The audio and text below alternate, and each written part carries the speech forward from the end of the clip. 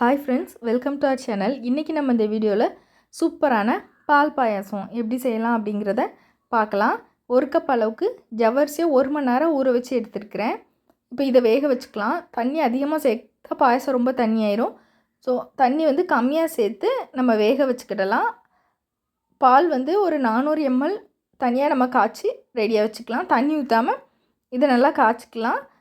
ஜவ்வரிசி ஒரு 80% வெந்ததுக்கப்புறம் இந்த பால் உள்ளே சேர்த்துக்கிடலாம். நம்ம ஜவ்வரிசி ஒரு 80% அளவுக்கு வெந்துட்டு இதை மாதிரி நல்லா கண்ணாடி பதம் வந்துச்சு அப்படின்னா வெந்துட்டுன்னு அர்த்தம். நமக்கு தண்ணி இப்போ இதில் அதிகமாக இருந்துச்சு அப்படின்னா ரொம்ப அதிகமாகிடும்.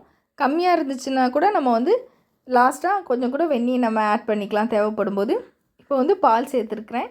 பால் சேர்த்து நல்லா கொதித்து அந்த ஜவ்வரிசி நல்லா 100% இதிலே நமக்கு நல்லா வெந்துடும். ஜவ்வரிசி மட்டும் செய்யலாம், இல்லைன்னா இது கூட கொஞ்சம் சேமியாவும் சேர்த்துக்கிட்டால் நல்லாயிருக்கும். கொஞ்சம் நிறைய சேமியா சேர்ப்பீங்க அப்படின்னா நம்ம நெய்யில் கூட சேமியா வறுத்துட்டு அப்புறம் நம்ம இதனுடைய சேர்த்துடலாம்.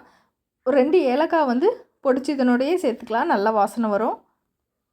நான் இன்றைக்கி ரொம்ப கம்மியாக தான் சேமியா சேர்த்துருக்குறேன். உங்களுக்கு சேமியா ரொம்ப இருக்கிறது பிடிக்கும் அப்படின்னா நிறைய சேர்த்துக்கிடலாம். சேமியா ரொம்ப டக்குன்னு நமக்கு வெந்துடும். இப்போது ஜவ்வரிசியும் சேமியாவும் நமக்கு வேகணும். வெந்ததுக்கப்புறம் தான் நம்ம சுகர் சேர்க்கணும். இப்போ எனக்கு நல்லாவே ஜவ்வரிசியும் வெந்துட்டு சேமியாவும் சூப்பராக வெந்துட்டு இப்போ நான் சுகர் சேர்த்துருக்குறேன். 1/4 கப் அளவுக்கு சுகர் சேர்த்துருக்கேன். நல்லா மிக்ஸ் பண்ணதுக்கப்புறம் சுகர் மெல்ட் ஆகி கொஞ்சம் தண்ணியாக இருக்க மாதிரி இருக்கும். இன்னும் ஒரு 3 மினிட்ஸ் மட்டும் வச்சுருந்தா போதும், சூப்பராக பாயாசம் ரெடி ஆயிரும்.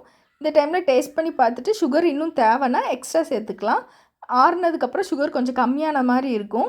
அதனால் சுகர் கொஞ்சம் தூக்கலாக இருக்க மாதிரி இருக்கும். இந்த டைமில் இருந்தால் கரெக்டாக இருக்கும். நெய்யில் முந்திரியும் திராட்சையும் வறுத்து இதனுடைய நம்ம சேர்த்துக்கிடலாம். நம்ம பாயசம் பண்ணும்போதே நல்லா திக்காக பண்ணிட்டோம் அப்படின்னா ஆறுனதுக்கப்புறம் தான் நம்ம சர்வ் பண்ணுவோம் அப்படின்னா ரொம்ப திக்காயிரும். அதனால் கொஞ்சமாக தண்ணியாக இருக்க மாதிரி நம்ம பார்த்துக்கிட்டா சாப்பிட்ற டைமில் கரெக்டாக இருக்கும். சூப்பராக ரெடி ஆகிட்டு நீங்களும் உங்கள் வீட்டில் செஞ்சு பாருங்கள்.